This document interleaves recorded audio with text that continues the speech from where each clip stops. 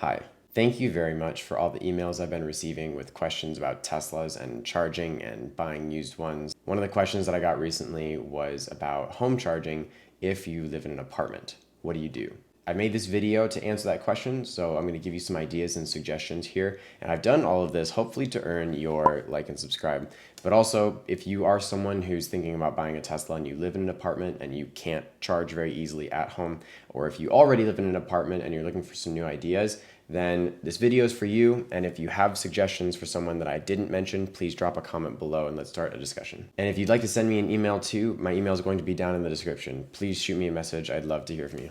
Number one, do some research. The first thing I'm going to tell you to do is download these two apps, PlugShare and ChargePoint.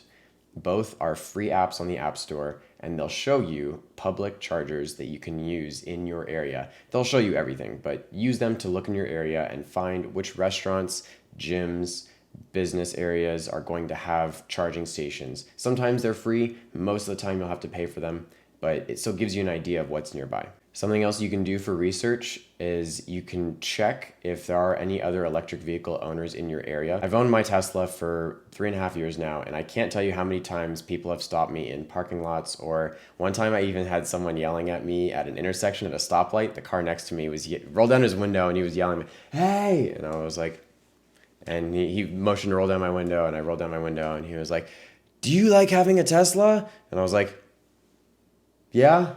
And the exchange went back and forth, but at the end of it, he had just a few basic questions before the light turned green, and he was like, "How much does it cost to charge, and how does this work?" And I'm so used to those questions, it was very easy for me to respond and tell him. But see if you can find somebody else in your apartment or in your area that already owns an electric car, and ask them what they do for their charging options. And lastly, in terms of research, check and see how far your apartment is from parking. And this might not be a very easy, and it might be a risky idea, but I've seen people bring extension cables or buy extension cables and plug them in inside their apartment and then extend them down to the street. You can plug in that way. It's very slow. My car, to get a full charge that way, takes around 48 hours. If you're getting one of the larger battery Teslas, it's going to take you 3 to 4 days to get a full charge. But if you're in an emergency, or if you're allowed to, if you're right next to a parking spot and it's not a big hassle, you can plug in through your window or something, then that might be an option to you. Number two, talk to your HOA or whoever is in charge of your parking area at home and at work. A lot of cities and states now in the US are offering incentives for getting electric vehicle stations installed. That means that you might be able to convince whoever's in charge of your parking lot to get one installed. And even if they don't, there are a lot of arguments that getting electric vehicle chargers installed in parking lots now is raising value of that area either to live in or to work at. A lot of employers are installing those now to attract new employees or people who are interested in getting electric vehicles or might already have them. So talk to them. Find out whoever at work is in charge of your parking area, talk to your boss. And at home, if you need help talking to whoever's in charge of your parking area, there's a letter template that Tesla offers on their website. I'll put a link down in the description below.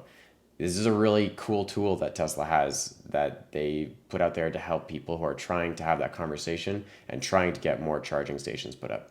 This actually happened at my sister's apartment. If you haven't seen that video already, go check it out up here. I have a video with her taking delivery of her Model 3, and she used to not have electric vehicle chargers in that apartment parking lot, and then she went and asked, and they said, sure. We've actually already had a few other requests. We kind of wanted to wait until we had one or two more. Now that we do, we're going to get them installed. And then a month later, they were up. So don't be afraid to ask.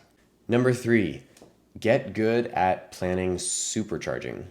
And checking in real fast, have I said enough to earn your like and subscribe yet? There's a very good chance that you don't live too far away from a supercharger. Most superchargers have nearby amenities like restaurants or shopping that you can do while your car is charging.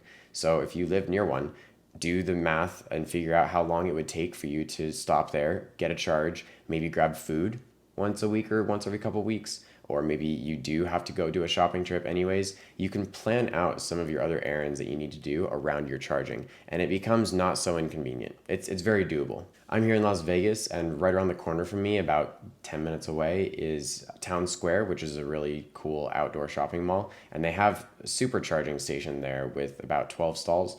And I know a lot of people who will go and just charge while they're eating at the restaurant right across from it, or when they're going to go shopping and walk around the mall for a bit with their friends. And they'll charge it up to almost full, where the last little bit takes extra long. So it's going to be about a 30-40 minute experience, which gives you plenty of time to eat or to go have fun for a minute and come back. And your app will tell you too when the car's almost done charging on a supercharger. So if your car's getting close to being finished, you're not going to have to worry about remembering. Your app will notify you.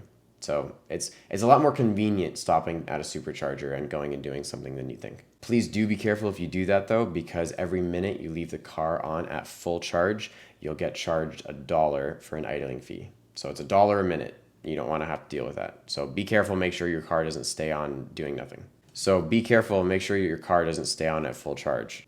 So charging your Tesla if you live in an apartment is very doable, even if it's a little bit trickier. Did I miss anything? Drop a comment below. I'd love to hear from you. And which one of these points did you not already know?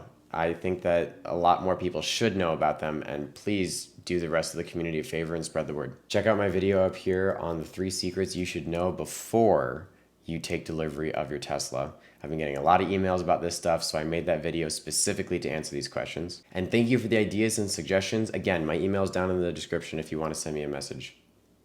And stay tuned for my upcoming course that I'm working on. I get a lot of requests to hunt for used Teslas. I'm going to be making a course on how to do that and how to take care of it once you get it. Thank you sincerely for watching.